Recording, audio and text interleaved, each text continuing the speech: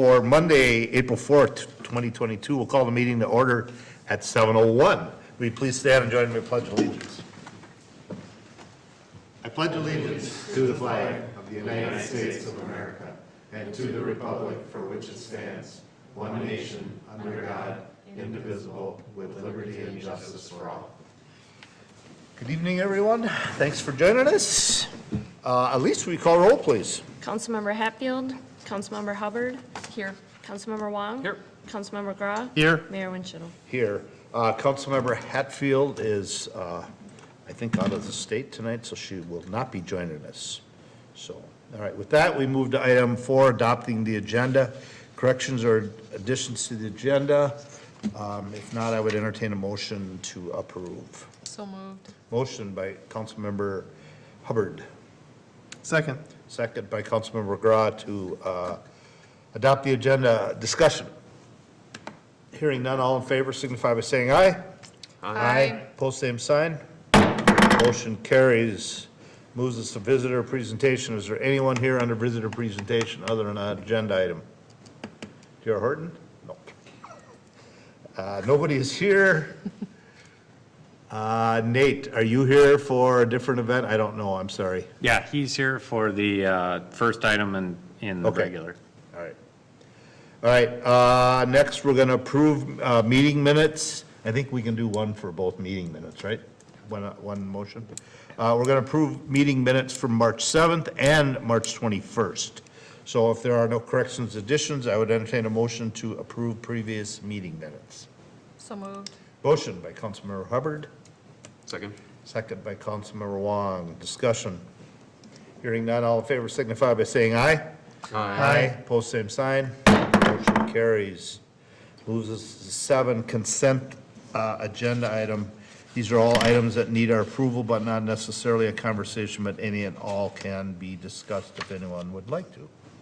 Anyone have any items? I have a couple. Gotta find them here. So on 7C, when it talks about the, what is it? Transient? Transit licensing, and it says that the town square apartment didn't get their stuff in. What does that mean, and where are they at?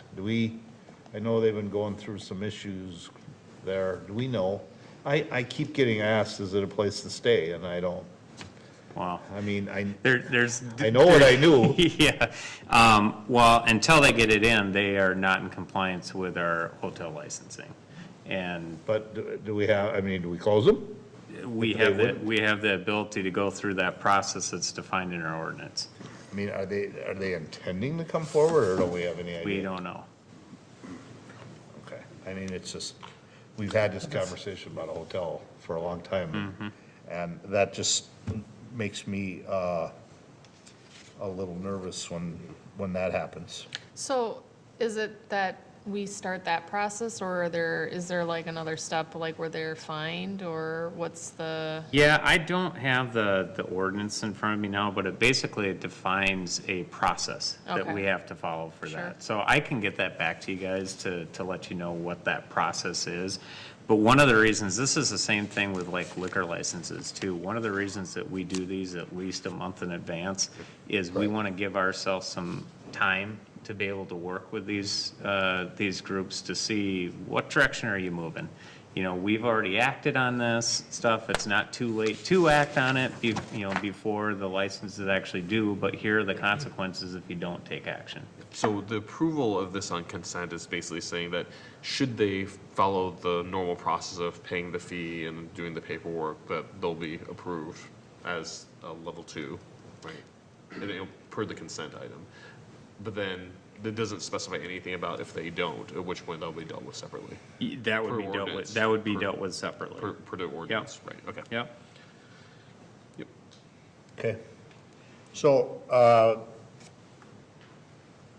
and I see all of our Gulf folks are here. So the Loop Clubhouse and Maintenance Building, is that within our planned budget? I know we're creating this budget, but is that where we were planning to be? Yeah, so we had planned, I think it was in the staff report, that we had planned about $1.45 million for the clubhouse and for the maintenance building when we first started. Since that time, construction costs have gone up quite a bit, and so it's now about $1.8 million is what we're estimating. Now, that's the construction estimate. What you guys are doing now is to authorize us to go up for bid.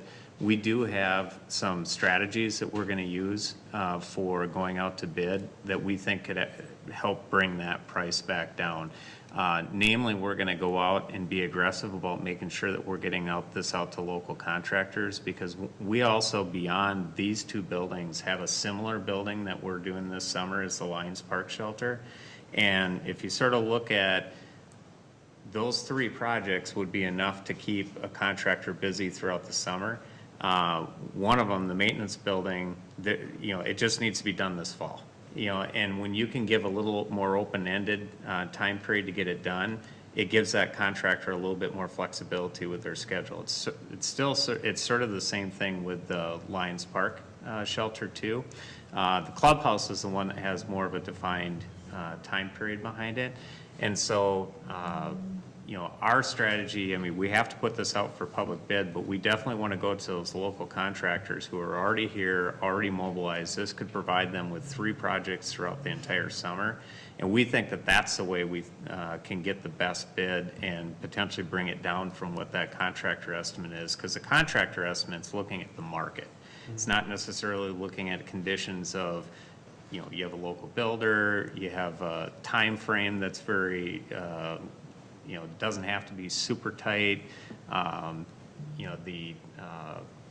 Having 3 projects that are guaranteed during a summer instead of just 1.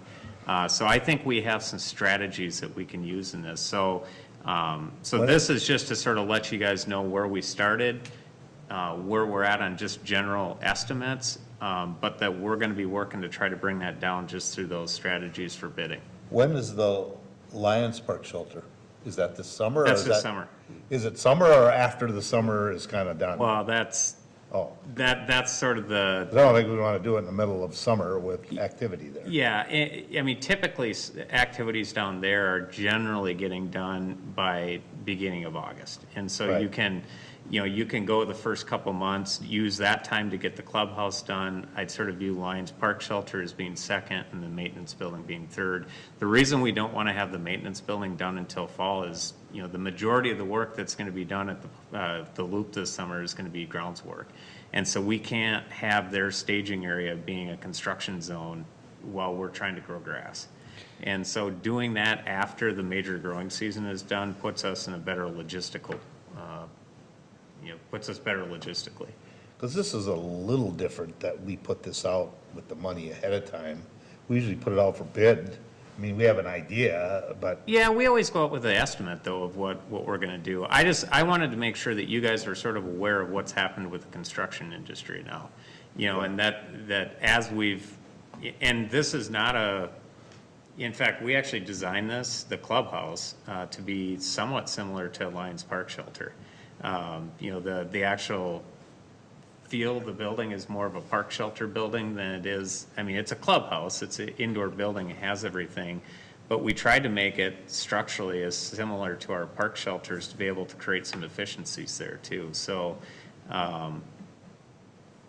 it's more, and I'd also point out that the Learning Links is also starting to go out and be able to, now the course is going to be able to open, is able to go out and raise more money to go specifically towards the clubhouse. Because I thought that was the intention. And they've done that so far. Yeah. They've gotten $100,000, but they just started that work. So that's also our hope throughout this process is now that they actually have a real product to work with, they have the renderings of the clubhouse, those types of things, that they can continue to go out as this gets closer and raise more dollars. Okay. But, I mean, the reality is that, I mean, we have to have both these facilities to be able to. But the goal is still building this year, though. We really need to have the clubhouse open to open the facility. Right. But the maintenance shed, we need 2 for equipment. Yeah, but mean, we not could- until fall. And we all, we also have the, I mean, not that it's great, but Mark has a trailer and, when we're not storing it, temporarily outside during the summertime, we also have the town course maintenance building that we can use as a storage facility too. So we definitely have a lot more flexibility on that. All right. So I just wanted to let you guys know what strategy we're using to say that, yeah, it's more expensive than we thought it was gonna be, but we think there's things we can do to get that price down. Like I said, it just seemed a little awkward, a little different than No. what we've done in the past, so. You guys are here, do you got anything to say? Second what he said. I mean, I get it, we knew that this was coming, it just seemed different how we normally do these processes. We get the plans, we put them out for bid, and it comes back, and Well, and Stantec will tell us if it's within our spec range, and, we're still doing that, but I just thought there was enough change from at least where I started the process. but we know that to where it's at. if you didn't know that construction materials have gone up in the last year, Yeah, apparently you've been under a rock somewhere, because it's just crazy, and now they're telling me they don't have the materials, but it's sitting at their yards, because they can't get it here. They don't have truckers, so, because Kenny's got a son-in-law that's in the lumber business, and he says, we're out of 2x4s again. They're wherever they get them from, but they can't get them trucked here, so it's just creating new, yeah, that's a big lumber place. yeah. Yeah. It's a big lumber Yeah. place, so, okay. All right. And then this kind of slides right into that, the sewer trunk system. We've never had to bid the product ourselves before, have we? Is this First awkward? time. Huh? It's the first time. And that's what we have to do? We have to secure that before we bid a contractor, huh? We can't get product.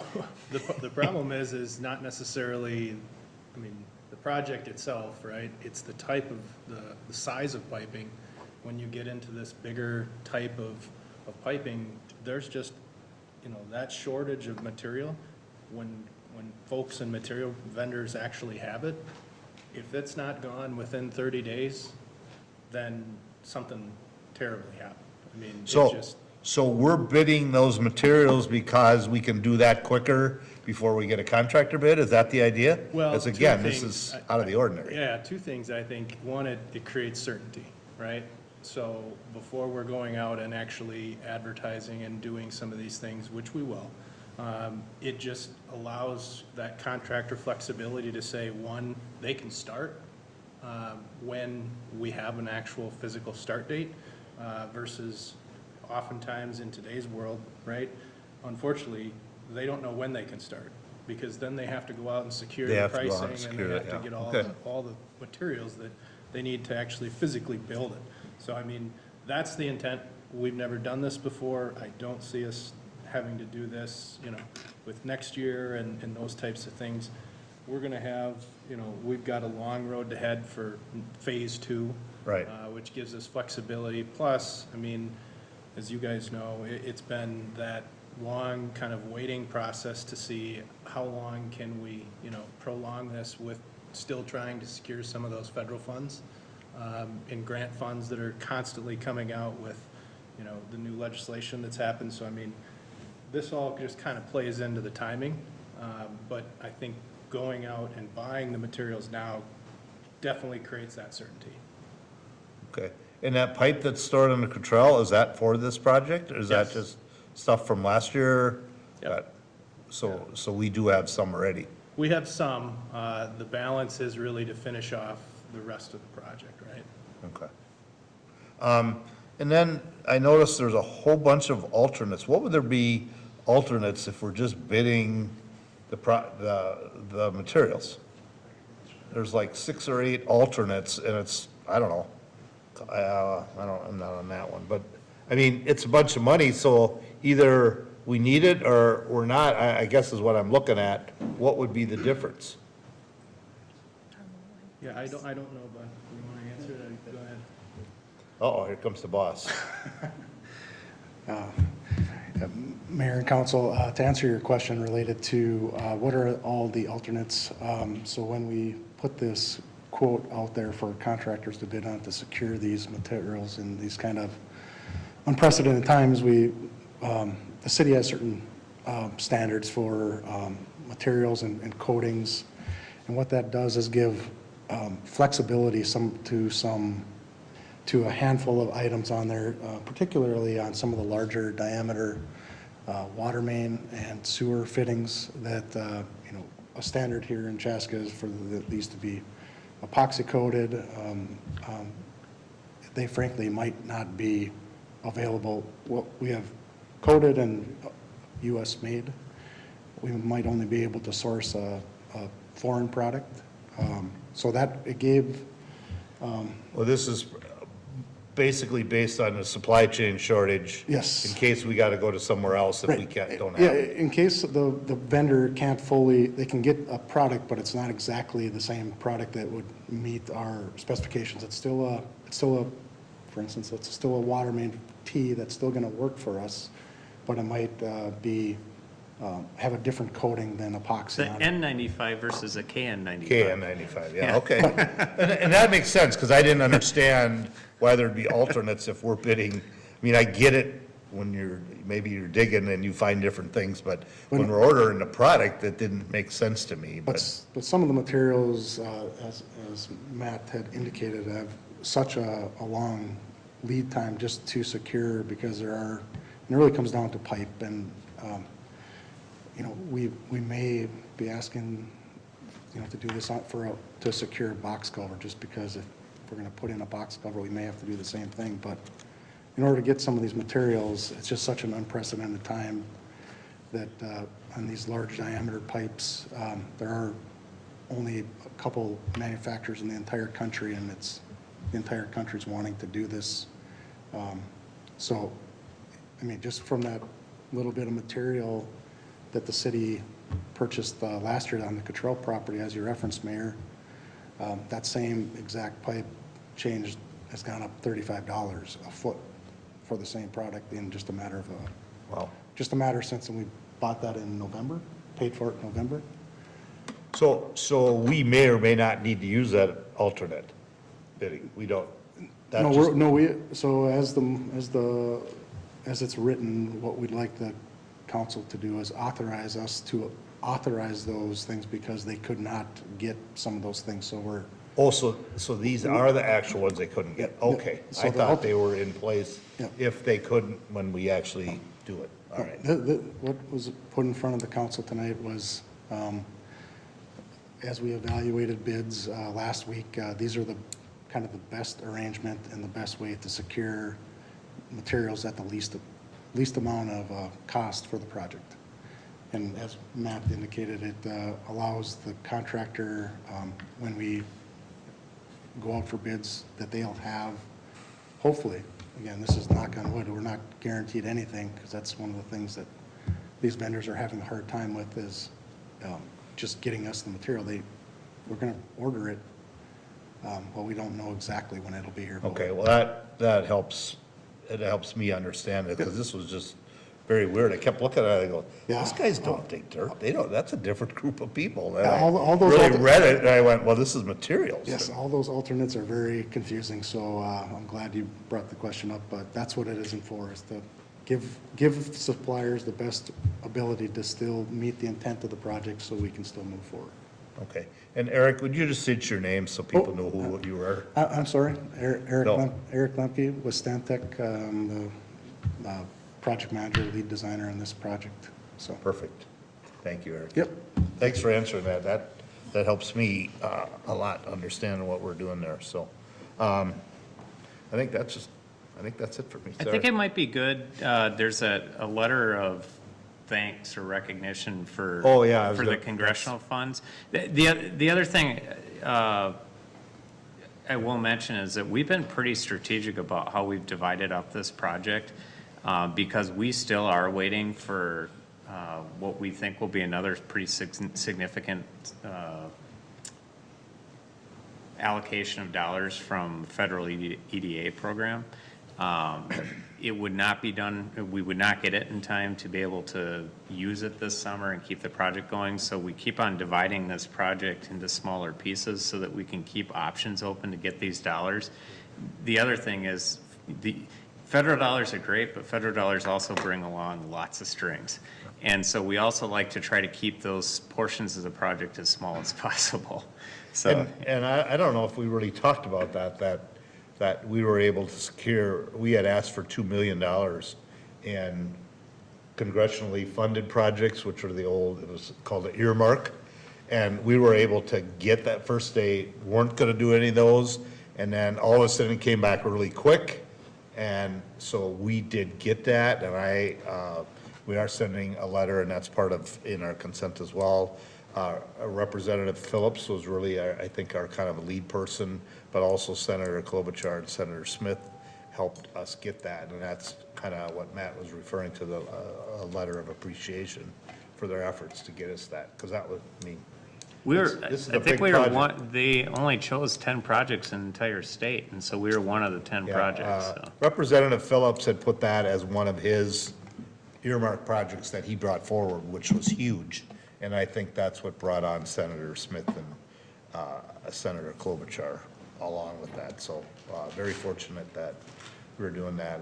And so I do want to thank all three of those and their offices for their efforts in getting that. That's doesn't cover it, but it's a nice push. Yes. It's a nice push.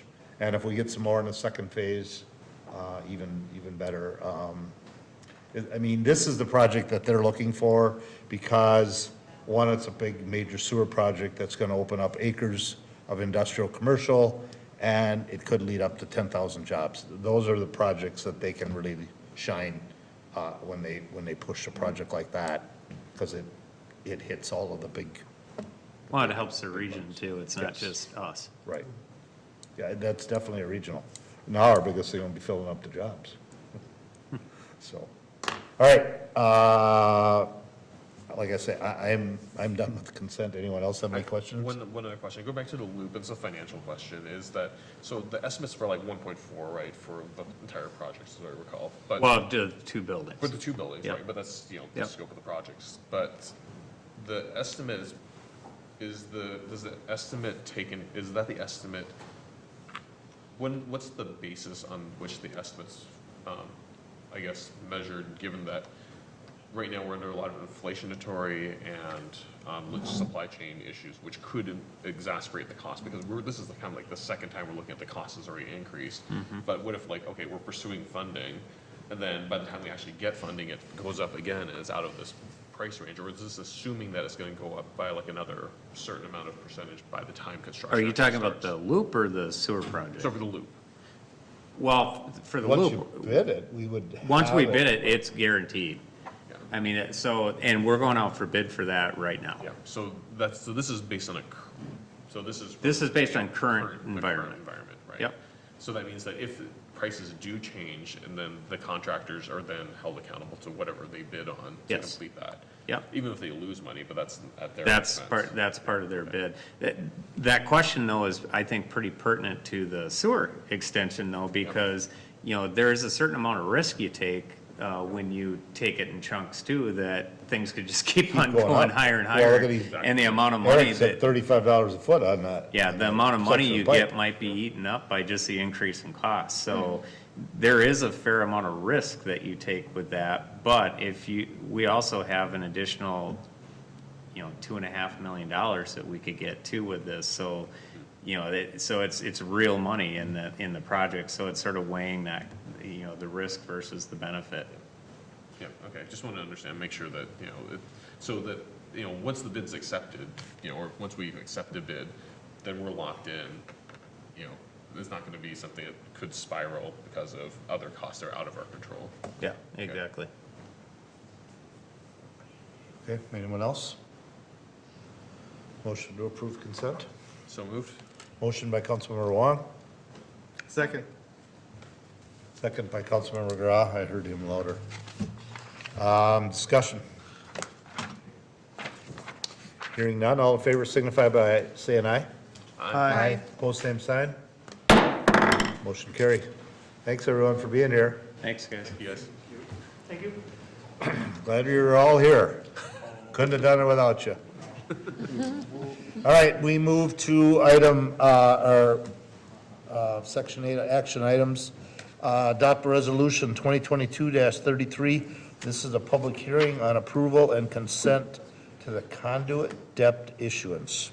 Mayor and Councilmember, the item in front of you tonight actually really doesn't involve Chaska, but it sort of does. This is weird. This is another We've done weird this, one. we've done this before, so basically, cities have the ability to provide conduit debt for certain types of issuances out there for private projects. You know, when we go through that process, we talk about what are the risks, what are not the risks, things like that. In this case, it's not the city of Chaska that Southwest Christian is looking to have finances, because we have, as you've heard, we have lots of projects going on. We're going to use up all of our capacity for bonding. You know, maybe we won't use it all, but we can't be squandering it everywhere else. And, you know, because we got a lot of stuff, but the city of Carver and Plymouth have some room. And so Southwest Christian is proposing to issue conduit debt to refinance. So basically, they're going through a refinancing process, which is going to help with building their new facilities. And so basically what happens is, even though we're not the ones that are actually issuing the debt, this action basically is being taken to make sure that we want what's being it's the opportunity for the city who's hosting the project to be able to say whether they want the project to be there or not. Nate Canova is our bond counsel. Is that maybe a good way to put it? Oh, you're on mute. Oh, we can't hear We him. can't hear you. But Noel can. Nate, hold up. I don't know if that's something on Kevin's end. Here he's coming out from behind the, Oh, The here he man behind the comes. door appears. because you don't look muted on your screen. No, but- I saw him And take Noel it can hear off. you. I can hear him. Yeah, could be volume. Go ahead and talk, Nate. Oh, you Getting just louder. really I low, heard yeah. something. Have him keep talking. I can. Keep talking. Nope. That's a Crestron panel. Chris Brown's turned up. Oh, Maybe hear a something. little Thought I heard louder. something there. It's coming from Matt's computer. Oh, it's coming from I just clicked up just to see. Yeah. Should Can we you all, put- should we all Can you huddle put your around? computer by that by the mic? microphone. No, hold on. Hey, we gotta improvise if we can't get it figured out. Give me a second. You get one Can more you chance. subtitle this, Kevin? Yeah. Whatever you say, don't tell us all to log in. All the feedback noise from the, No, just if we don't log in, I can't. So this doesn't talk any dollars, we don't care about what it is, this is basically really about whether or not we're okay with them taking the debt on for this project that they want to do. Yeah, Which well, that's we've already- the question I have up to Nate, so. Which we've already, Which, in a second, we'll hear his answer. which we've already approved the project, so we must be in favor of it.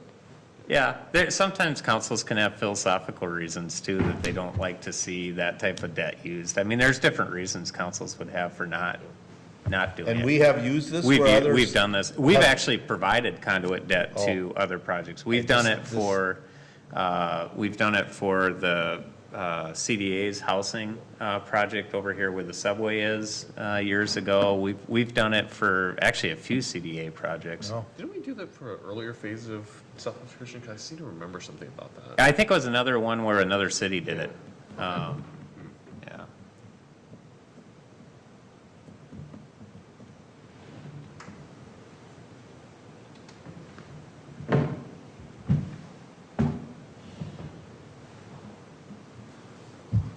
Where you need this to- is like, So is it this just is him, like- or this can we is hear? like what I do. Can we hear you, Noel? It's I don't just think so. Trying to figure out what's not working. No, we don't hear you either. No, no. You wouldn't. So we need a little screen with our logo that says, "We'll be right back." Yeah. Yep. We're gonna Like be right. like We're a gonna be right back. unicorn with a rainbow. Well, we're having a little technical difficulty, so hang on, everybody.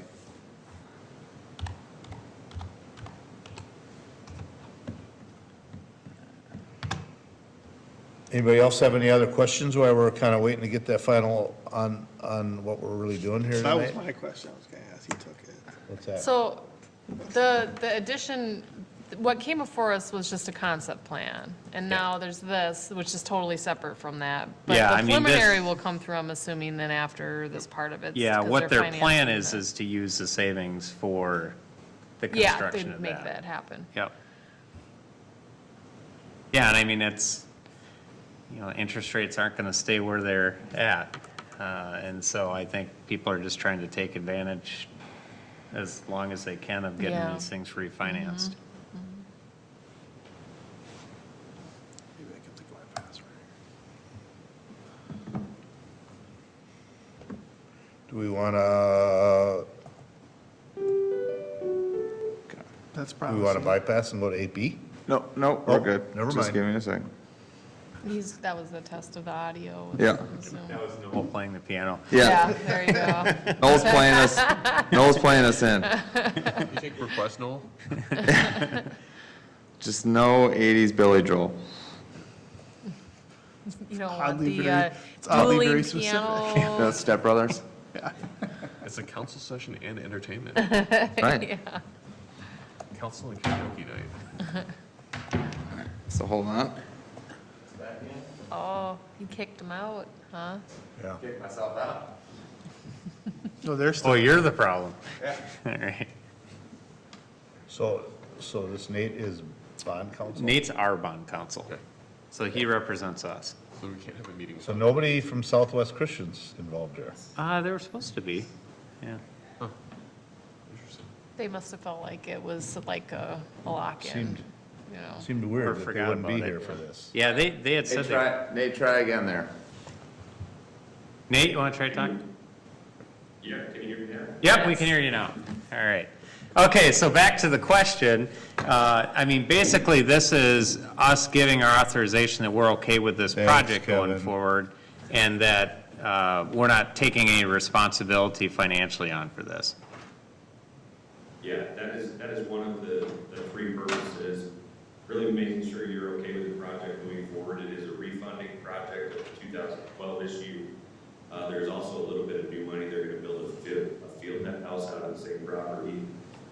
In addition to that purpose, it really gives, state law gives you the right of first refusal. Since the city issued the 2012 debt, Carver and Plymouth are not allowed to issue additional debt unless you do. So if you wanted to be involved and kind of direct the covenants, collect a fee, if you will, pursuant to a conduit policy, you would have the first right of refusal on the financing. The third purpose is that there's a public hearing in the IRS will know that the public also no issues with the project. Yeah, and what he means by a sort of a conduit fee is when we do go out and finance these things, and why a city like Carver and Plymouth would want to do this, is if you have excess capacity you're not using, they can charge these private users a fee. And so they get some financial benefit out of the sort of the capacity that they have to be able to go out and do this. So it's not just benevolency. There's a financial reason why cities would want to do this if they're not using their capacity. So this project just gets put out in the financial world to say we're doing this, and cities decide whether or not they want to jump on and be part of it? A lot of times their financial advisors will be working with them and say that, that somebody's out in the market, and would any city be interested in doing this? Okay. And then what happens if they wouldn't get a city involved? Then they got to go typical financing, or what? Yeah, Nate, you want to answer that? Yeah, basically they're gonna shop, or kind of like Matt said, but between the financial advisor and the bond counsel, we tend to know what's coming up in the calendar year, and we would find somebody with the capacity, usually the BQ capacity, to go out and issue the debt. I can't imagine a scenario where they wouldn't find a conduit issuer.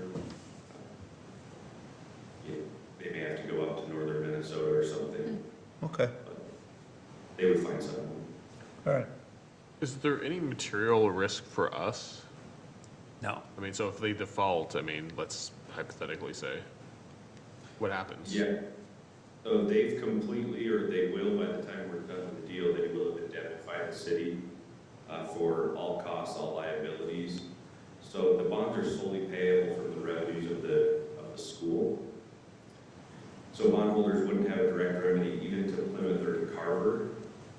That being said, you know, Plymouth and Carver as issuers would probably be named on the lawsuit because, you know, any lawyer worth their salt is just going to throw names at the wall.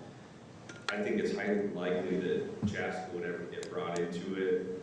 If you were brought into it again, you're fully indemnified. There is no cost. There's no liability to you. All of those are being borne by the high school. Yep, so that means they would basically bypass us and go to the high school to get, to get repayment of debt. Yeah, all of the revenues directed at the high school and the collateral for the investors, if it's not paid, would be the physical property itself. Okay. Got it. So really, all this is in case somebody's building some project that the whole city has no interest in, we could actually say no to it. Yeah, and there may be a project that you look at and say, no, we don't really want that in Right. our community. You know? So, I mean, I'm just kind of summarizing here as we move into that. We have no financial risk. This is just part of the step process when they use another city to make sure that we're okay with the project. Yeah, and I think Nate makes a good point too about the fact that we also don't want other cities coming in when we have capacity and doing that, and using our projects to do that if we have the capacity. Right. Because there would be a financial benefit for us to, especially since we helped them the first time. Right, okay. All right. Yep. That helps me. Any other questions for any of our guests tonight? It is a public hearing, just. Yep. Okay, we have no other questions, so I'm going to go ahead and open the public hearing up at 7:38. Is there anyone here that would like to speak on the approval of the Conduit debt issuance to Southwest Christian High School? There's nobody in the audience. Kevin, is there anybody online? No, nobody online. Okay. Well, then, last call. All right, I'm going to go ahead and close the public hearing at 7:39. And at this point, is there anyone willing to make a motion adopting Resolution 2022-33, Conduit debt issuance to Southwest Christian High School? So moved. Motion by Councilmember Hubbard, I'll second it. second by Councilmember Wong. Discussion? Hearing none, all in favor signify by saying aye. Aye. Post same sign. Motion carries. Thanks, gentlemen, for being here, helping us through that. There's a couple places in that thing that's called it Christina High School. Oh. Southwest Christina. I don't think it was a big deal. It was in our side. I don't think it was in the legal side. Yeah. So I had to double check that they didn't change the name on it. All right. Thanks, Moves us to the hot topic tonight. Matt Hafner is going to go right into this one. Chaska Water Tower logo discussion. Wait, I think real quick before he jumps into this is sort of like picking carpet colors and paint colors. So let's be careful with this discussion. So, but the context I want to put around this is obviously, you know, people have seen the. That needs painting? Yeah, What? obviously people have seen the Clover Ridge Water Tower. It greatly needs painting. It's due for it. Photoshop. Yeah. Little Photoshop. Yeah, we could leave it. There's no danger here, but you know, it is due. It's 20 years old as of this year, and so every 20 years we have to repaint these towers and go through maintenance in them. The reason we want to have this discussion now is most of our towers were built in very close sequential fashion, and we're also going to have a new water tower out in Southwest Chaska in the near future too. And so if there was going to be a time for change for water towers, this would be the time to do it, because we're going to have multiples coming up here. So so that's how I'll set it up. Matt, if you want to go through your presentation. Sure. Thanks for having me. Mayor and Council, you're looking at the 100 Mark Tower. It is in dire need of painting. This is, as you're looking at it, I believe I'm looking kind of to the southwest. We talked internally at different times at some staff meetings and things about potentially sprucing up the look of the towers. And we have the ability, we have this, I think we still have the stenciling in our, sitting at the water treatment plant for this exact logo. We could change the color to black if we wanted to do that. But I was starting to push some different looks, at least to present to the council, to get some feedback, to see if we want to do something a little more, add a little color to the logo, potentially change. This is our standard city font that you see here, which is different than what is used here. I'm not sure exactly When he where. says the city font, that's the one that we use on all of our letterhead. See, I never really noticed it, but I don't care that the A and S are connected. Yeah, we almost think it must have been a mistake or Nope, something. there's only one individual I know, and he used to work in his department that liked those two touching. And I told him he Really? was crazy, yeah. It's So the bend in the I- river. I think, Oh, it's the river. Yeah. Yeah. I was Well, kinda who would know that? I was kind of wondering why it was that way. the letters were too close together. Oh, it looks like Chaska or something. It's So, like I'm just looking for some feedback from council. We presented to staff internally, options of all caps. Generally, you see, water towers have the lowercase, letters. Some of them are all lowercase, even the capital C would be lowercase. I think Minnetonka has one that's all lowercase, but, I'm interested in looking at a colored logo and going to a black font. I think it would really spruce up, be better visually from 212, coming in from the west. I'm sure you'd see it nice and clear on the first tee box. That's the other direction of Hunter Mark Tower. So, and like Matt had said, in 2028, we'll be painting the Bavaria Tower. 31 Industrial Tower will get painted again. So they will be coming quickly, and depending on development, industrial development in Southwest, we'll be adding one out kind of in that property in the Southwest area. So it seems like now is the time if we want to do anything. We don't have to, but if we want to, So it's what's our the, opportunity. the next Ryder Cup is 2028 or The next water tower? 29. Ryder Cup? Ryder. Oh, Ryder 29. Cup. Next one is in 29, 29. Right, because it got pushed back Yeah. 1 year. Yep. Right, yep. Okay. I'm just thinking because, the like timing of it too. So since one will be coming up in 2028 too. Yeah. Yeah, that'll be the Bavaria Tower up near Symphony Hills Development. That will be up there. Okay. So, Well, and we also have the North Water Tower too up in the industrial park. Oh, okay. yeah.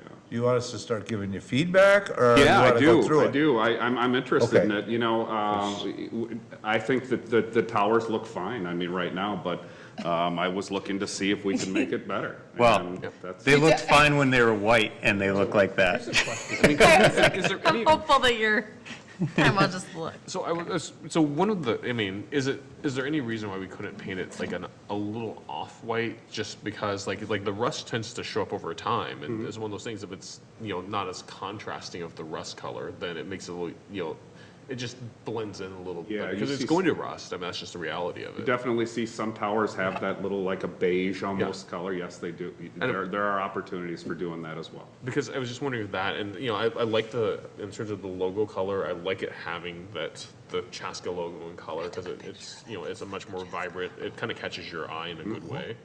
And it kind of represents, because otherwise people, if you don't really know what the logo is supposed to look like, you don't really know, like, oh, it's a tree, but, there's water and that kind of gold, sunshine kind of thing happening with the logo. So I think it's good.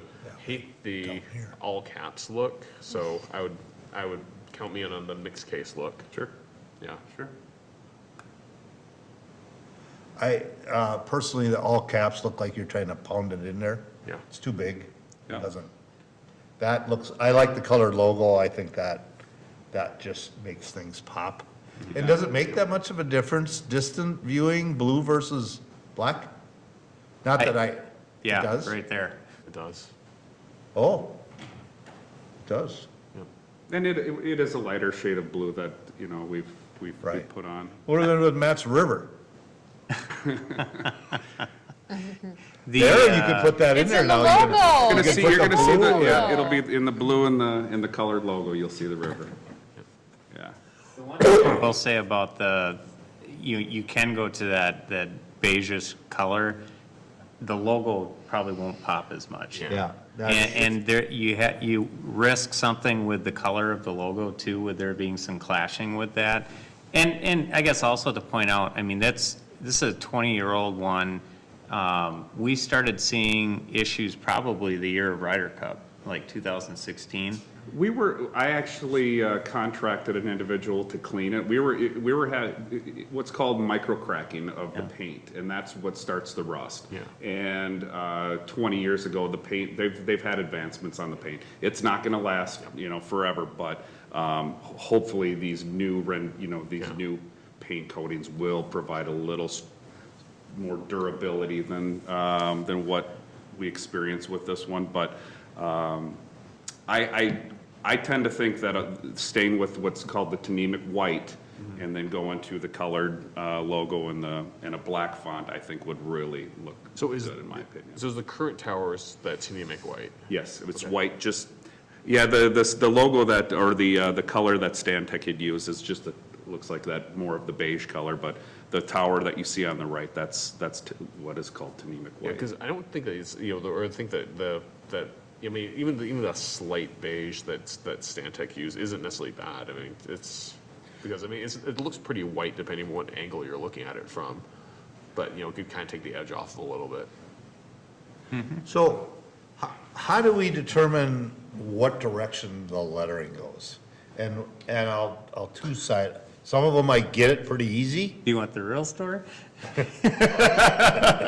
Yeah, I do. And then, do we ever dual side, paint both of those? They are painted both Is, sides. this And one so- has it too? Yeah. Yep, He's, so- yeah, I was because he thinking said it's it was only on, you could see from the town course. So Okay, never mind that question. So the one side is very logical, because when you're driving from the west, Then you pick it up. it is like centered right on the road. I've never really studied the water towers, that's why I was kind of Really? asking. That one is no question. They're towers. Yeah. I think the question that as I remember when Matt, we've had this conversation years ago, the big question was, do you have a logo or not? And having the ability for the city to redo logos and have those other types of emblems, the Chaska would be traditional, right? It's, how do we treat the logo? And I just remember that from years ago is when the Hunter Martin Tower happened, there's a reason why it didn't get colored in. And it was to try and create that availability is, do you paint it, do you color it, is there a logo, is there not a logo? Some communities have gone away from it, some communities have all put them in. That would be my question. I think it looks naked without a logo. Yep. It's brand identity. I mean, are you Yeah. asking, are we changing our logo? Is Well, that kind of and- what the insinuation is, what we're getting at with the Chaska logo, or? I have my own opinion that I think, so I look at like the Gophers football team. How many different uniforms do the Gophers football team have? How many different uniforms does Penn State have? They have one. And I mean, the logo's the logo. And whether people like the logo or not, people associate that logo with the city and have associated that logo with the city for a long time. And I've seen a number of cities go through the process of creating new logos. Rebranding. It's expensive. It's expensive, and I'll tell you what, I would say 90% of the time, they just do not hit the mark. And, you know, This is one of these, This- this is like us picking garbage haulers. If we change that logo, people will come out of everywhere to say how they don't want that. it's, you know, to me, when people see that logo, they know it's city. Yep. And so could you change the logo? You could. and obviously that would change what you do with the water tower, but I would actually recommend that you don't, because I've seen too many cities go through this process that they put But all this it's time not in. only there, it's a lot. Then the letterhead and websites. Well, but and trucks, trucks, vehicles. It's like everything. UND. Yeah, I mean, it's in our community center, it's everywhere. And so I've seen a lot of communities go through that process, and I think they wish that when they were done, they may have wished they wouldn't have done it. And the logo's fine, right? I mean, I think of the ones, I'm trying to think of the city, I can't remember. Well, it'd But be there was ones that are under, like if you're using some Native American Yeah, but there figure was that you one that gotta had change, a that's a cross. different. I think they had a cross on one, Yes. and they wanted a, diversity, equity, inclusion piece of that, You of talking that about piece. Victoria? Which, there's nothing on there, I don't like I think said, I they look at that changed and go, theirs, Huh? it's a Have sun, they it's a changed river, it's a tree, you know, you I think, don't think they're doing it. I think, you know, Yeah. They were getting No, I upset just about thought you it know, was in all my years living in Chaska, I've never heard someone say, "Oh my gosh, I love the city, but I hate the logo." Yeah. I mean, it's Yeah. like, or like, oh, I was gonna move to Chaska, but I chose not to buy a house because I didn't like the city logo. and if that is what we like- heard, we're probably doing a lot right. Yeah, maybe you want to hear that. I mean, it's one of those things. It kind of feels like, I mean, I've never heard anyone having a really strong feelings like, the logo is a make or break kind of thing for a city, right? It's all about like the community. I mean, a sense of community, all these other things. Like if we were going to do anything, it's like, add something to the website to explain it, of like, what does the logo mean? Because I know that there's different pieces of the water and the sunshine and all, and the tree And all oak that. tree and- Yeah. So I think that would I be think a it's nice- more the yeah. fact that we use it on a lot. Yeah. And Right. so when Yeah. people see that logo, I think they do associate it with the city. Yeah, I would think it'd be nice to maybe just add a page to the website to explain the current logo, but I don't see Nobody any. knows it. Yeah, I don't think there's any compelling reason that we need to change it at this point. I will fully disclose that when I first moved here, I noticed the A and the S connected, and I Google searched why. I was curious. It doesn't exist, didn't find anything, but to your point, if someone moved here and goes, well, that's an interesting logo, I'm curious why it's that way, it is a good history thing to have on a city webpage. Yeah, I mean, They did that for the state baseball tournament they had at the river, but I never knew that was supposed to be the logo. I will fully admit that I've taken a picture of this particular water tower and I have photoshopped the rust out of it. Oh, there you So go. I It'd be a lot cheaper to just Photoshop it out. I am personally looking forward to the refresh of the water towers. I think the logo with the coloring is vivid. I think it's eye-catching, and it'll make a statement and impact. I think the logo, yeah, it has significance, and I think the small lettering is appropriate for the water tower. I think caps is too much, so I concur with the others here in regards to the style and aesthetic of the water tower. Well, and to answer your question about the other side logo, it is lined up with the first tee box of the town course. And so I think the thought is find a place that is a public place that attracts people that you. I'm gonna look the next time I go there. Yeah, well, and the reason we know it's lined up on the first tee box, this is the story behind it, is Dave Picorni, who was the city administrator Why at is the this time, not shot? had a walkie-talkie on the first tee box. And there was a guy up with flags or something up on the water tower, which is, I don't know, a mile and a half away. And he, a little to the right, and you'd see the flag guys No. over here. Really? Yeah. Wow. So it was based on call signals coming from the first tee box to get that lined up with that. So they're not perfectly like They're not one's on perfectly- this side and one's on, so it's kind of like. It's in Wow. it's in a All position right. where you have two very public places where you can see it. Oh, that's fascinating. Can't see both Interesting. sides at once. I am here's a very question. intrigued by that fact right there. So we have, like our city motto, right? It's, and like, I know some cities, put like a little motto or something like underneath it in smaller letters. But I don't We know, actually just everything. tried something like that with it, and it didn't turn out very good. We didn't put the motto. What we did is we put established 1851. Okay. Actually, you put established 1858, and then I had to Two. tell him that he got it wrong. Two. So Isn't that 71? It shrinks up Chaska quite a that's bit.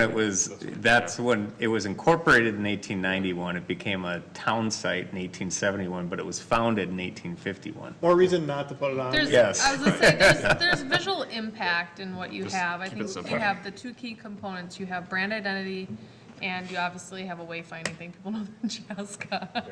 So, I was waiting for, I haven't heard it yet, is that, put the Hawk logo up there. Well, you could put in the other side. Well, the one that faces the high school. Yeah, that would be kind of cool for the high school one.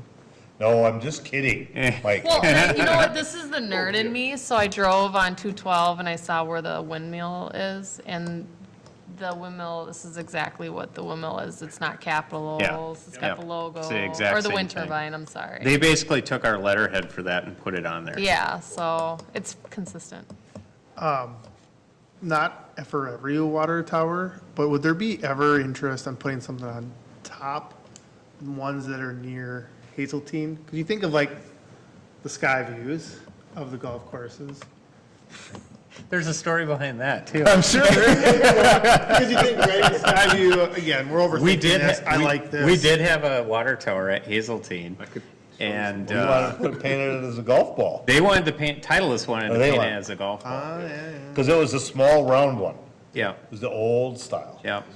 But there was a former electric director who decided that that would be a good location to watch the golf tournament from. And, you know, of course, he can get up there because he's got the keys to get in there. Well, security didn't like that very much, so that only lasted, Look about the. And that now, only and lasted. now that tower is gone.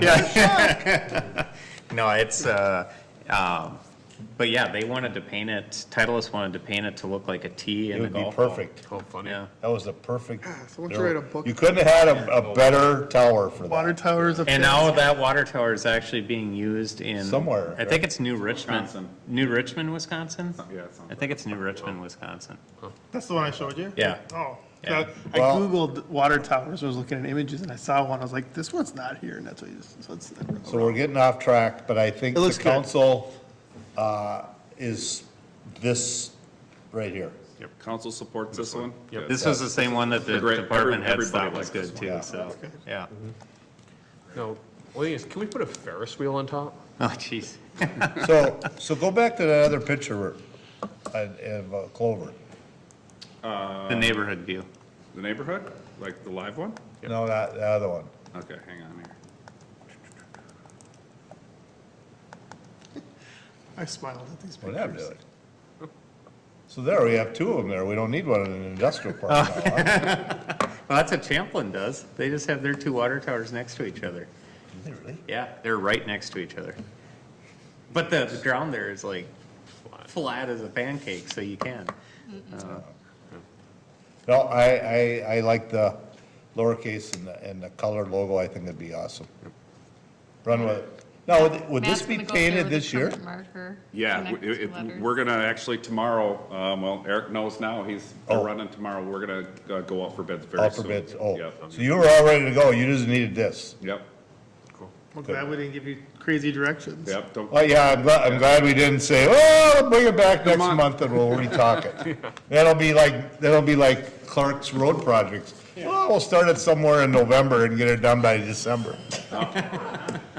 no, we're gonna push to get it done, and it's, middle of October is when we wanna have them done, but we'll be cutting it close, so I've already sent out letters to, Well, yeah, because they'll have school starting there. I mean, I suppose we want to do it.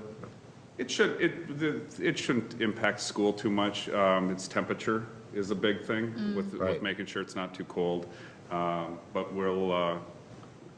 we've notified cellular providers that they're gonna need to remove stuff. So they have to take all their stuff off there, huh? That's part of their agreement, Yep. is their So those cost. letters already went out, and we're gonna go full steam ahead. And just to clarify, we're just talking about this particular water tower right now, right? The other ones will come. Yeah, the other ones, Symphony Hills, I think, came in 2000, or 2008, yeah, Yep. so it'll be 2028 for that. I would guess that it's probably 2024, 25 for the one out in the industrial park out here, the new one. We'll see. Yeah. But I'm assuming that, once the idea is that once this one's up and it's painted, then the next one would just use the same applique as this one, right? Yeah, we want to create some consistency. I agree. I just figured with the timing is right, with all of them coming down the line. Perfect. Yeah. No, I think Thank you for the input. I was just looking here, what's your best guess estimate today? What's it cost to paint a water tower? The last estimate I had was 1.6. Oh, it's not a cheap process, is it? I told Cross our one of my fingers, that's what sons, it stays. I told one of my sons, I said, you think you could paint that water tower? And You he's got the like, summer. "Hey, you got the summer. And I said, we'll give you $900,000 for it. He's like, that sounds great. You need a really big Yeah. ladder. Yeah. good luck with You that. might get about this high. You get like halfway done, be Yeah. like, oh, I'm done. I can't do it I don't wanna anymore, do this anymore. You Paint finish. it with a drone. You could pay my They'll son be like mad- they'll be $20 mad up there million, painting he'd never go up that high. Oh, I didn't, that's even more than I was thinking. Yeah, it is not cheap to paint. But it's the sandblasting, you Yep. gotta enclose everything while you're sandblasting. And They also do stuff on the inside too at the, Yeah, everything, basically, the column of it, on the inside won't, it'll get removed at the very top, but otherwise the inside of the column will stay. Everything else inside the wet area and on the outside gets done. Does the tower get emptied out for that, or? Yes, it will be fully Okay, empty. so basically it'll just be a completely empty shell that's. So we want a wet summer this year. We don't want a dry one like last year. Yeah, how does that, if we have a really bad drought again, is that really gonna impact? The treatment plant will run more. Okay, yeah, this is a storage issue, not a capacity issue. okay, So it just means that our pumps will have to run more. sure. That's why you don't take down more than one at a time, Yeah. and you plan them accordingly, hopefully, so. Okay, anything else from us? No, thank you for the input. Thanks for asking. It's great. I think it looks good. You I would've didn't think painted the it- black and the You would blue have would just done it, make. he wouldn't have noticed it anyway, clearly, as we've noticed, but. Well, I don't look at water I towers. don't look at it. I mean, I look at them all the time. they've always been there. They're just there. Go up there with the flags and move it around if you want. Yeah. I just, the renderings are good because I didn't realize the black and blue really made that much difference. Yeah. It really does. Yeah. Really does, so. Good job. Thanks. All right, that's it on our agenda, guys. We moved to bills. Wait, is that? We don't need Just to one, vote on it. just one. Okay. I think it was I'm just, just so used to having to vote on yeah. it stuff. says discussion, so I Okay. blew it off. We were gonna put in visitor presentation, but we thought, you know what, if there's people here, let's just put it at the end. Okay. So, Okay, thanks for being here, Eric. Matt? Thank you. Appreciate it. All right, we move to bills, questions. Only two questions. On page 6, there's an item from the city of Shakopee. It was membership dues for what exactly? It wasn't clear what that was. $16,000. Yeah. It says Southwest something. Is that to do with I believe that they're the, MMPA? no, I think they're the, Was it for the task force or something?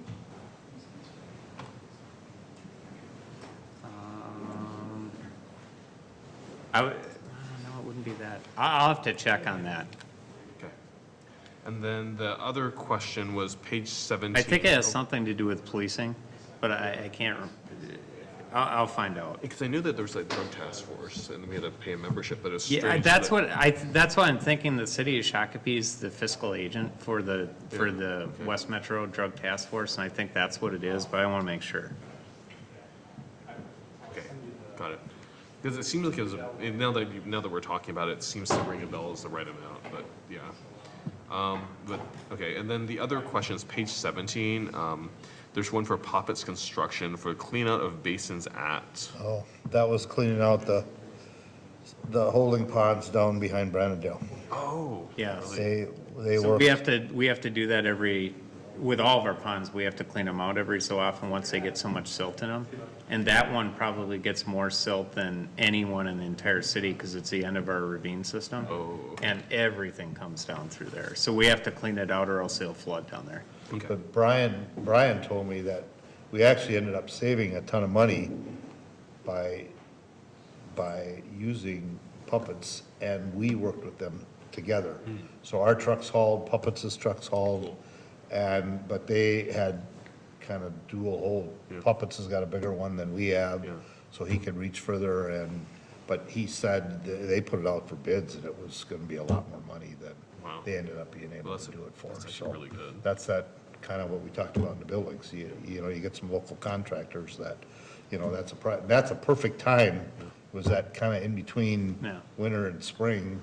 So, I don't know if it just played out that way but yeah, so.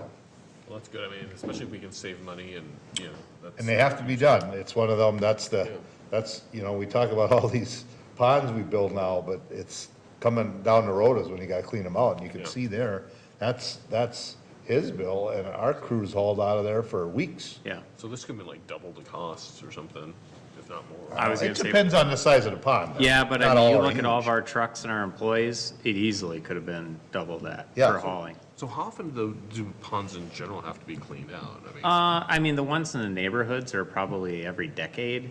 The ones in like that, I don't know, it's been cleaned out a number of times since I've been here, so maybe once every 5 years, I don't know. But that's what the stormwater, That's where all the big waters go. yeah, that's what the stormwater utility, fee that is paid, that's part of the maintenance activities that goes towards. Yep. Cool. I'm good. I have one for you, Matt, and I don't know that you'll have the answer for me, but on page 11, locators and supply company, we had to pay $400 for training on a new locator. Wouldn't you, if you buy a locator, wouldn't they train you? That just seems odd. And maybe we didn't buy the locator from them, I don't know. Yeah, let me just- check on that. That one was You said one, page 14, page 11. 11? 11. Locators supply, and it was $400 for training for a new locator, and it just struck me as kind of odd. New locator would be paid by the locator I company. think it's part of the package. I mean, Yeah. unless we had to bring them in from somewhere, I don't know, odd. But, all right, 400 seems like a lot of money for training. Or something like that, I don't know. well, but a locator, you gotta be, Yeah. you make one mistake and hit a fiber optic, $400 is worth every bit of training. Sure. No, I don't know if check we into it. locate fiber optic, but still. We got big electrics and stuff like that, that our guys are locating, so. I don't know, that'll be interesting to find out, so, all right. Okay. Anyone else? Motion to pay the bills? So moved. Motion by Councilmember Wong, Second. second by Councilmember Grau to pay the bills. Discussion? Elise? Councilmember Hubbard, Yes. Councilmember Wong, Aye. Councilmember Grau, Yes. Mayor Winchell. Aye. Do we have to say Councilmember Hatfield's not here? We'll put that in the minutes. Okay, well, but when it gets transcribed, it doesn't get in there. That's Oh. why I wondered about that. Well, she's absent. She's I absent mean, from the meeting, though. That Yeah, That gets gets put in the notated. meeting Okay. minutes. all right. Moves us to other business. Let's start with Councilmember Grau tonight. I have nothing to report.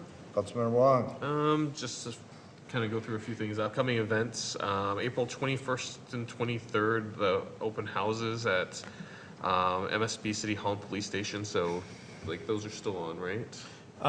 We're actually working through the timing on that because of when we're coming, we're actually meeting on that this week. Because of when we're doing the timing for the work session, we might shift the dates on that.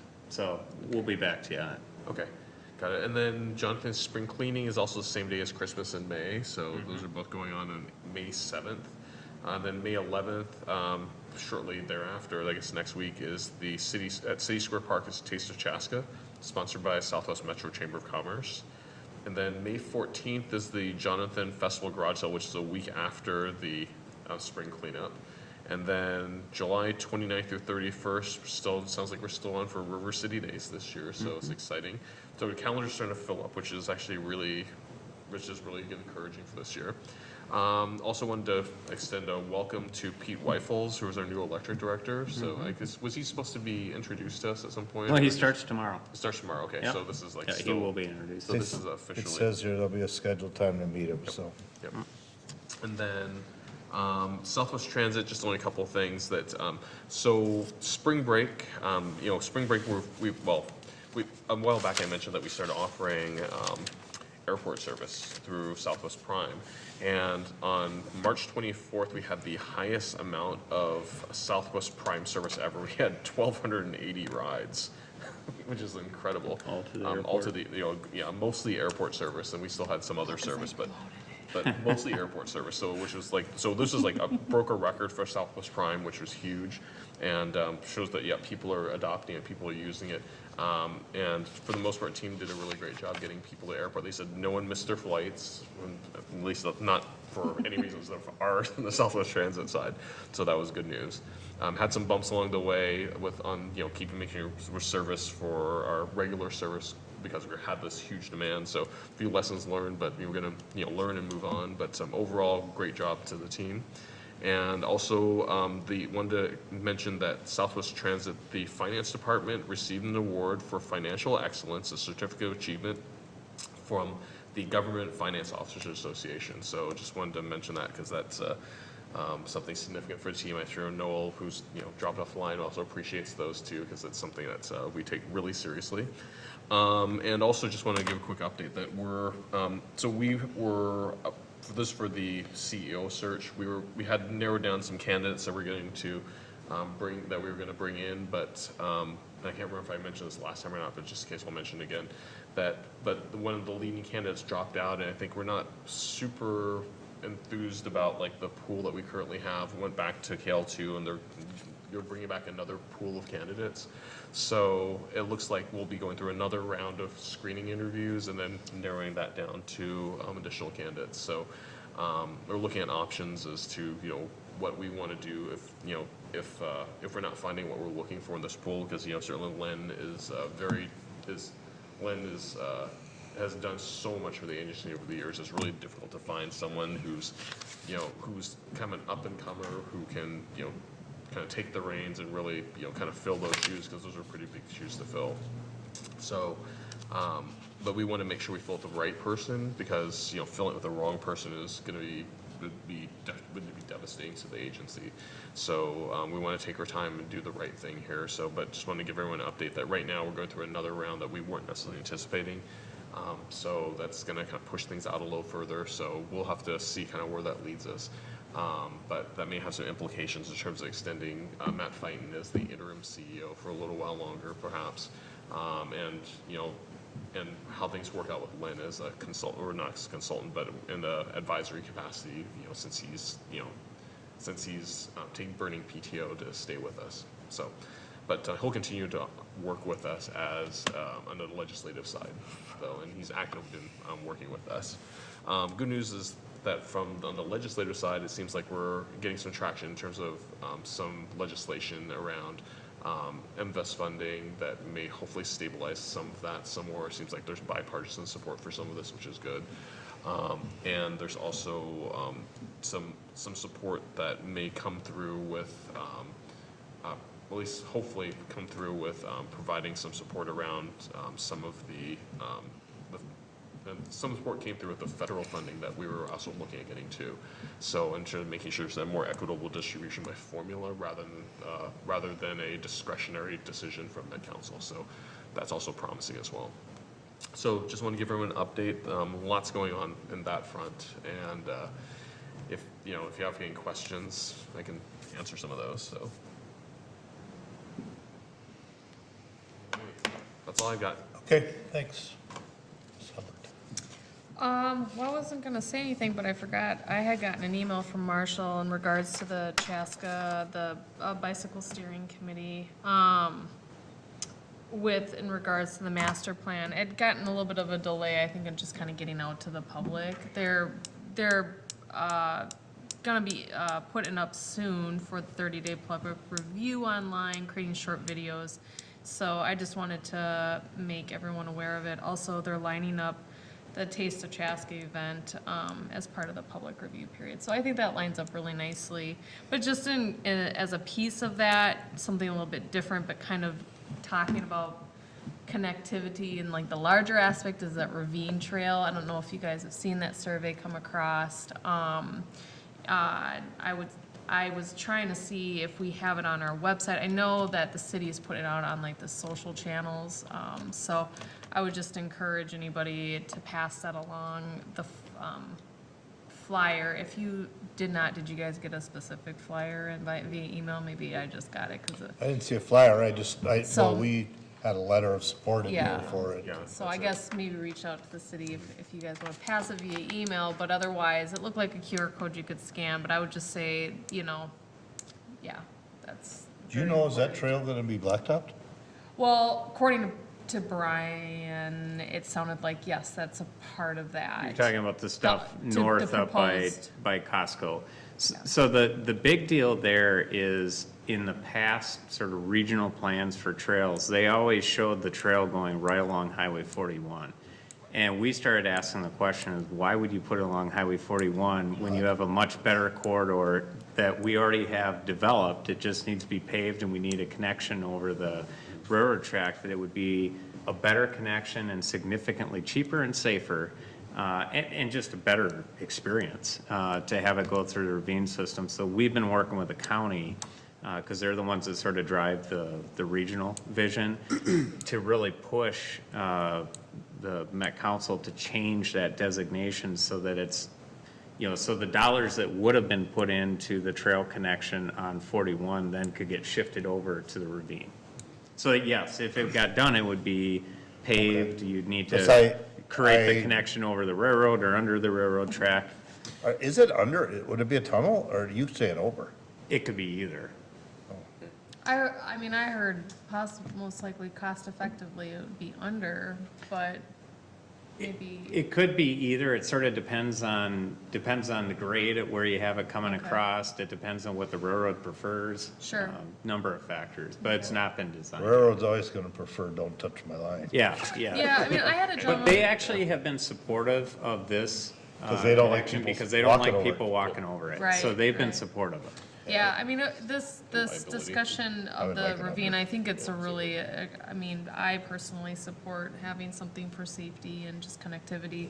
But I did have a gentleman reach out, just very concerned about just the paving of all of our trails. Well, just- Spencer? Yep. Yeah, just Yeah, in regard, did we yeah, all I get it? think, Yeah, oh, did we okay, all I get got it? it too. Okay, just in regards to Just just well like, use and things. So, I look forward to that, 30-day, that public comment period over our master plan, because I think that gives people a lot of opportunity to give that sort of feedback, in regards to that. So there's a lot of different perspectives. Is it a foregone conclusion that it's always paved, or is it? I mean, No, it's- because it's more because it's a regional, I Yeah. think. The regionals, they want to have Okay. paved like that. Although there are regional trails that are not paved too. So it's, a lot of times where you see our unpaved sections within the system is where we've had stormwater issues.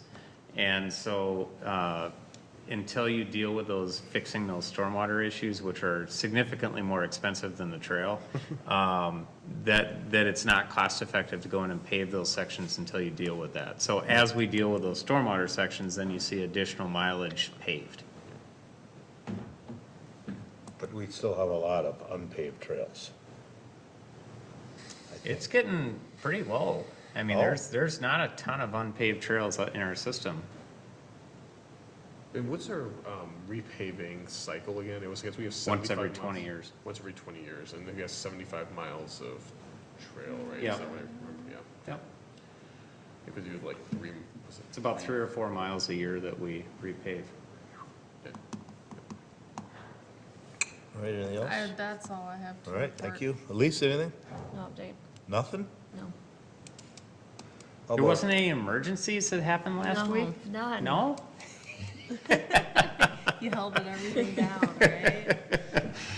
We'll just let that go. We'll let that go. You got anything there? No, sir. Jake? Nothing? Matt? I got, so tomorrow night and Wednesday night, we're going to be going through the interview process for the fire chief. So we have 3 final candidates that we're going to be going through, interviewing with basically the entire fire group. And then we have a couple of council members joining, so looking forward to that. And this is going to sound self-serving, but I'm more pointing it out because these kids all come from the Chaska Curling Center. But You should point it out. It's a big deal. You would not. I was going to call on you to call it out. Really exciting day yesterday. We just got back this morning from Fort Wayne, Indiana, and my son, middle son Will, his team won the national championship for curling for under 18 teams. Which it was great. I mean, what happens is they divide it into regions, and you have to do a play down in that region, and then each region then is represented at this national one. So it was in Fort Wayne. We spent 5 days in Fort Wayne. I like Chaska a lot. How's their water towers look? Did you pay attention to their water towers? You know, they don't have very many water towers. Yeah, so. They don't have water there. There was actually representation from 2 teams from Chaska. So Will's team was him and then Mason Gensel, who, if anybody knows who Norma Lenzen or Norma O'Leary is his aunt. She's also been a senior Olympic champion in the world. So a little bit of curling connection there, but he's from town, or he's from Cologne, but his whole family's from Chaska here. They curl at the Chaska Curling Club, and the other 2 were from St. Paul. And then the girls' side, the silver medalist team, 3 of the 4 are from the Chaska Curling Center. So out of all these curlers in the world, a lot of the Over half are awards, from over here. half are from our curling club. This is so. the same competition we hosted like 3 years ago. Yeah, we hosted this competition the year after we opened. And it was great because you bring kids from all over the country together, but it was really neat. It was a lot of fun. Congratulations. That's Thank a you. huge achievement. I think Well, I didn't do it. Congratulations to all. If you saw me curl, you guarantee you didn't learn anything from me. But there's at least 3 curlers in the house, right? It's There Dad, is. Will, and Christian. Yes. Right? Yes. So Well, you can bring them into a council meeting, a visitor presentation. We can recognize them. I'm sure they would really enjoy that. Trophy? So Or they do medals? have a trophy, and since the skip is from St. Paul Curling Club, that's where the trophy goes. But the medal, they all get medals, and there's a team medal. The team medal is going to be here. Oh, that's And then there's if you go to around the curling clubs that have been around a while, there's banners for these that they put. Oh. They put U18 or U21 championship, and then they put all the names and the coaches. We'll get one of those too. Is there like a trophy case at our curling? We're actually going to have to build one now because Sub-Zero, the high school curling team here, won the state meet here a couple weeks ago, and they have a competition between Chaska and St. Paul Curling Club where it's called the Golden Broom Challenge, where they have to win it.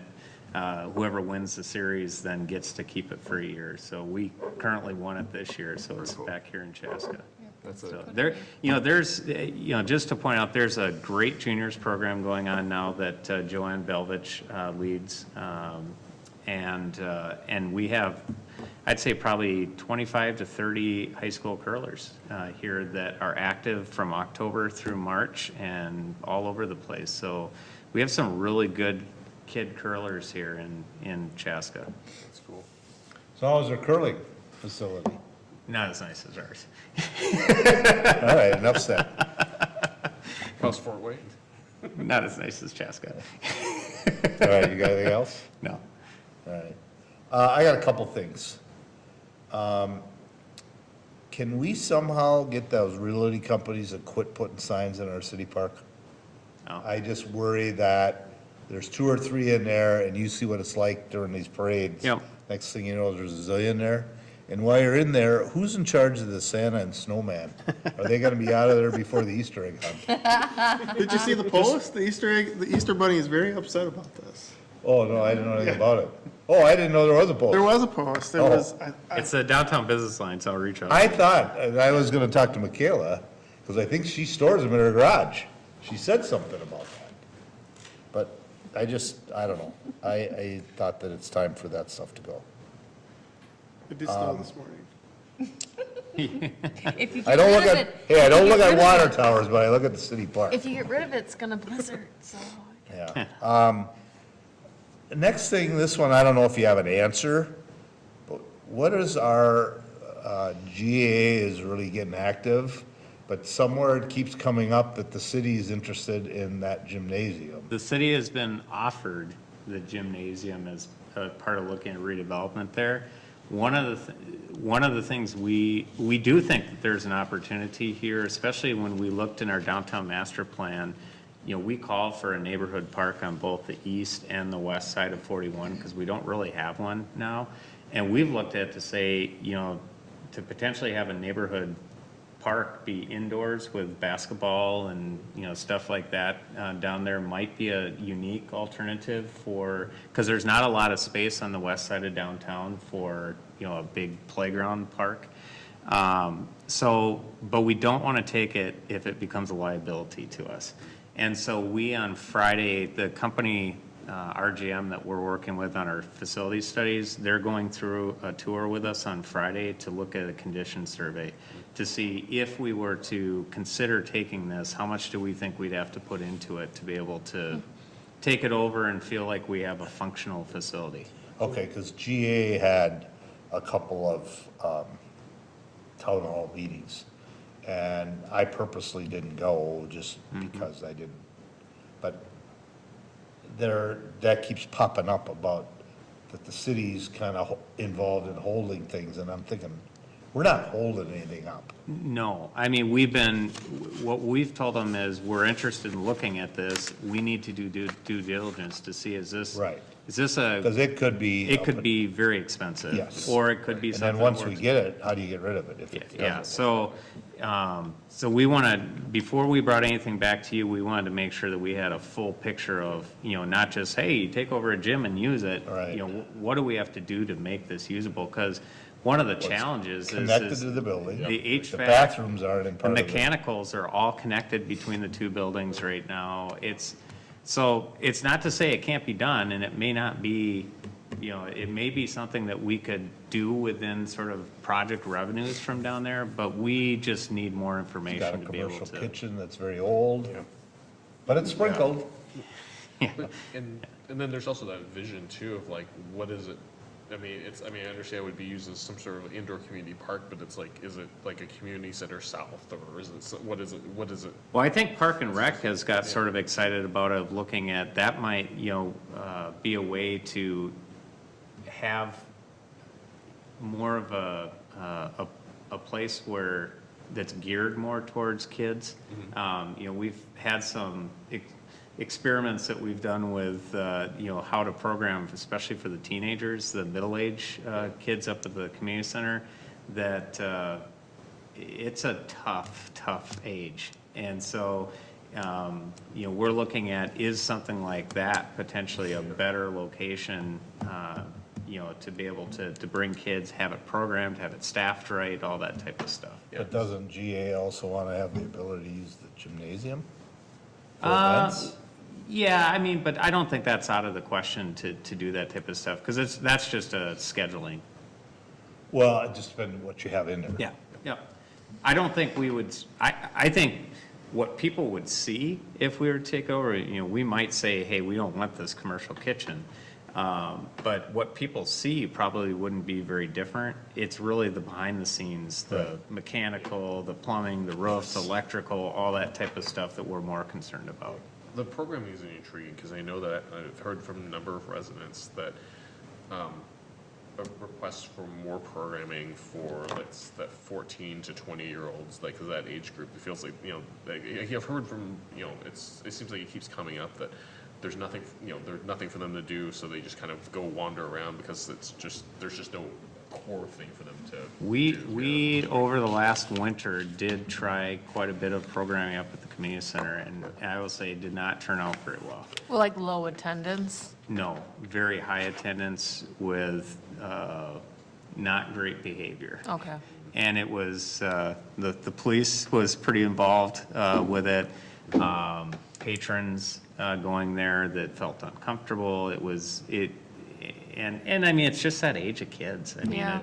it's a tough age of kids, and, so it's still sort of, I think, a nut to crack. I do agree. I think it's an age that we do not hit well for programming.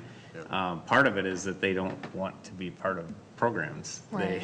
They want to hang out. They want to hang out. Yep. And so it's looking at how do you create sort of that atmosphere where you can sort of hang out and do the things you want to, but More like a youth center. yeah, somewhat, yeah. So that's the kind of stuff we're looking at, but yeah, if you do hear things, we've been offered that, but we didn't want to bring it back until we felt like it was something that was viable to look at. Okay. Sounds good.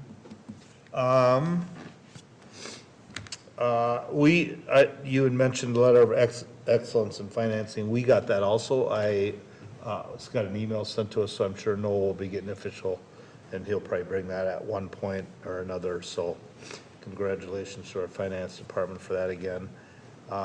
We do have a short EDA meeting following here tonight. I kind of forgot about that, almost. And then I too want to welcome Pete Weifels. Starts tomorrow, and look forward to when you can come and meet us here at council, or vice versa. So, also, April 18th is our next meeting.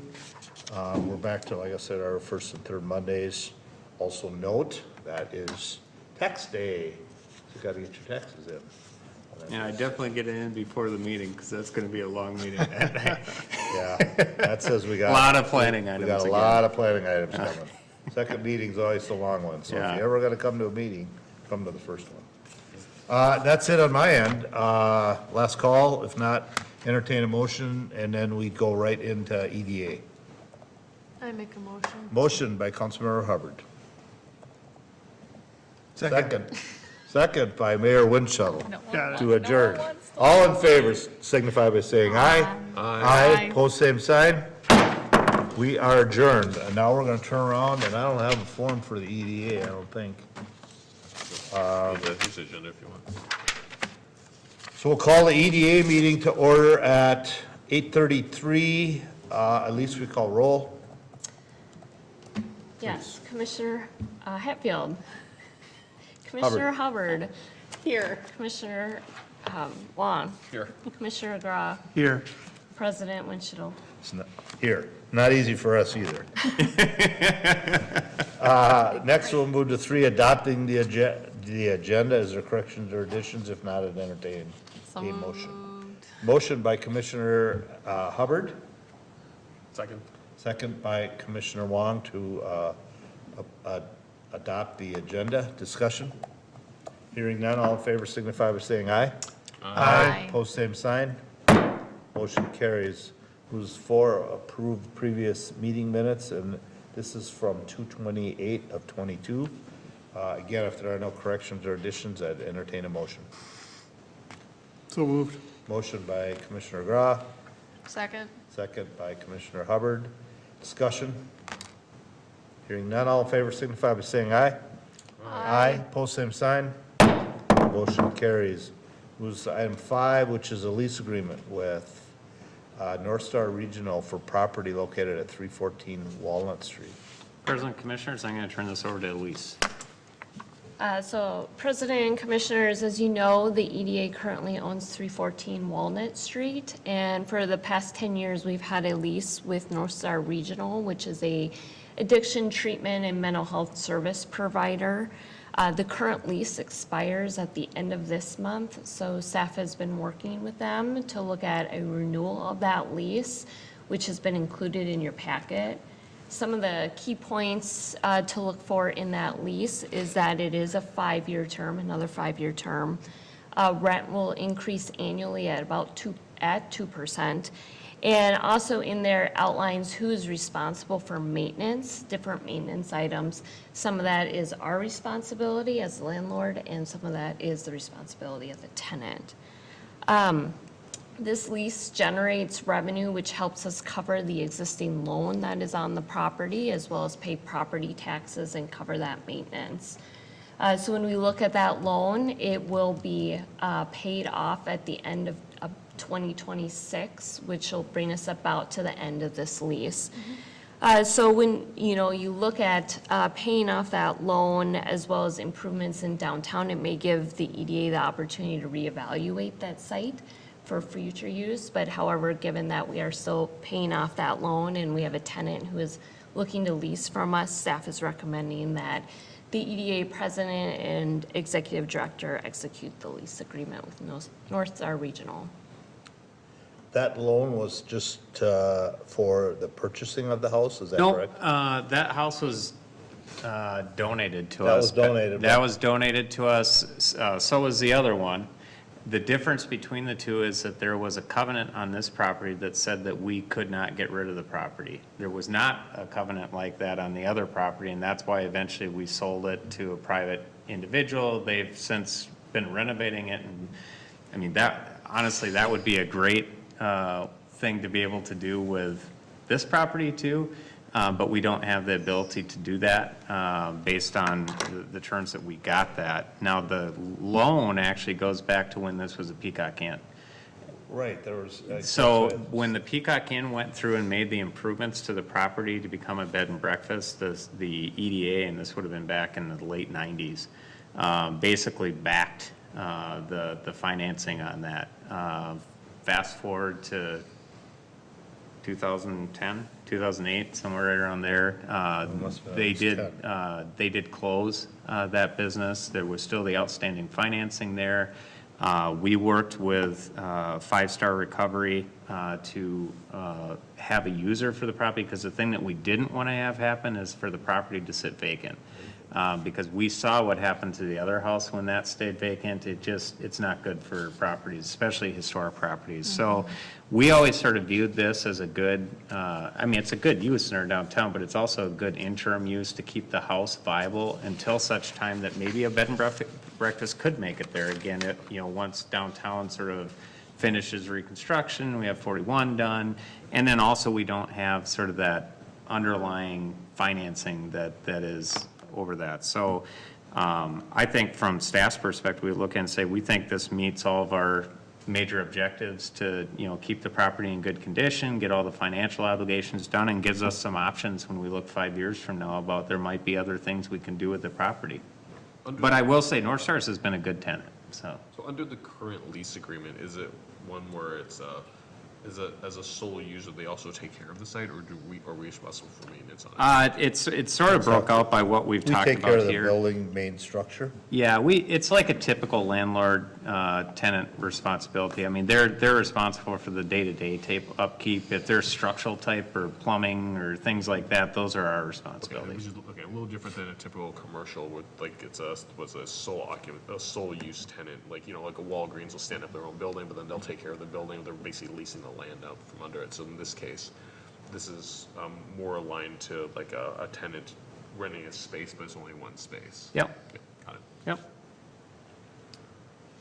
I notice there's like a renewal option. I know we talked about 5 years, but they have the ability to, looks like, renew for 2 more years on top of the 5. Am I reading that correctly inside of the lease itself? That's correct. That's how it's written today So like, as well. yeah, so, if we decide in 5 years that we see something better for it, but they want to renew for 2 years, does that become a problem?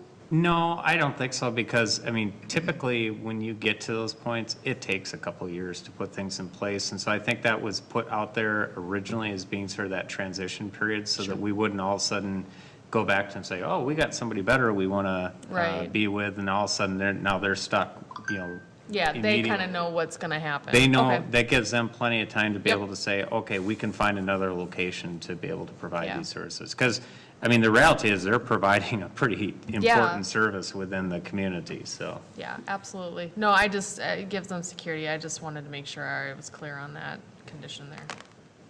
Do we do a periodic walkthrough to make sure that it's being kept up inside? Yeah, I mean, just by pure virtue of us having to go in and do work Maintenance, quite a okay. bit, so yeah, All right. yes. Well, I didn't know if somebody other than maintenance staff actually looked to make sure, but, Well, no, it's been maintenance staff that have done it. I mean, we've really relied on them. I mean, we had an issue a few years ago back where we had a sewer main back up in the basement, which was pretty significant. And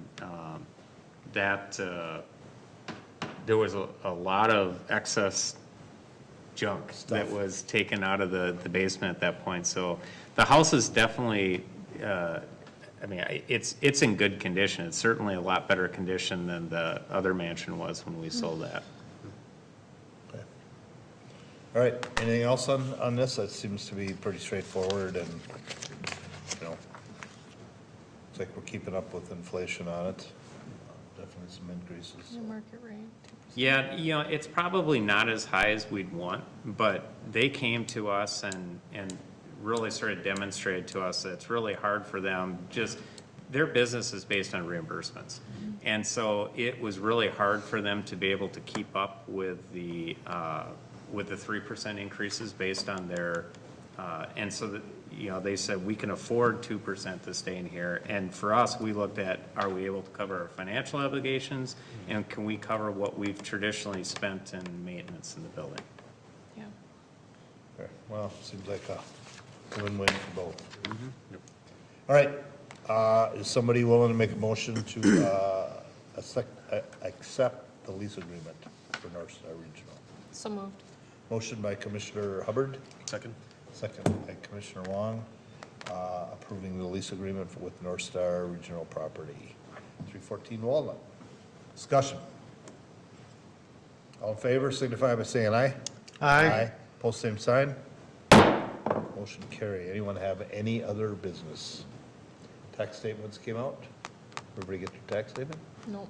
Not yet. I don't think I have. Oh, we got ours today. Well, maybe. Starting at the bottom of the alphabet. huh? Maybe, maybe.